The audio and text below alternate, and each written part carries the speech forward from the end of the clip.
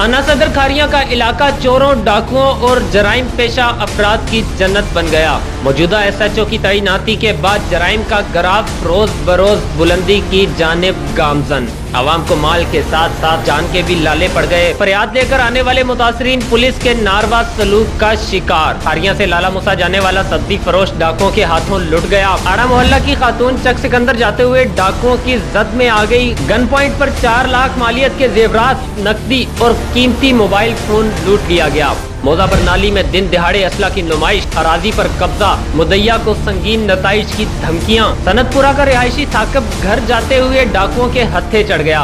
बिद्दर मरजान के मलिक मजर के घर डकैती। बिद्दर मरजान से सतारपुरा के रास्ते में मलिक जफर नामी शख्स से मोबाइल फोन और नकदी छीन ली गई। और तो और सिक्योरिटी गार्ड के होते हुए चोरों ने शहर के मरकज सिद्ध प्लाजा की 2 दुकानों का सफाया कर दिया। मोहम्मदी कॉलोनी के रिहायशी बैंक मैनेजर मोहम्मद अरशद के घर से लाखों रुपए का सामान रातों रात गायब। सनतपुरा के रिहायशी की दरख्वास्त पर 5 माह का अरसा गुजर जाने के बाद भी मुकदमा दर्ज न हो सका।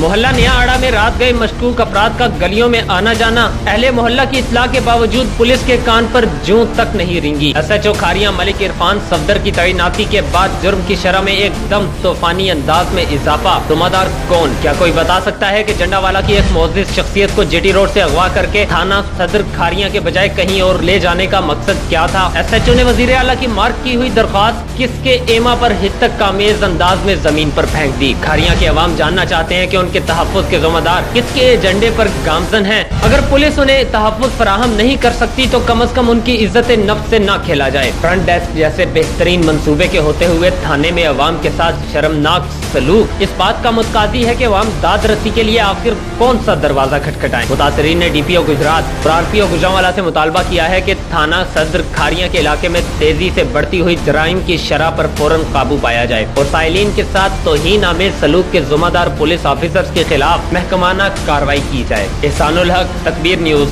खारियां।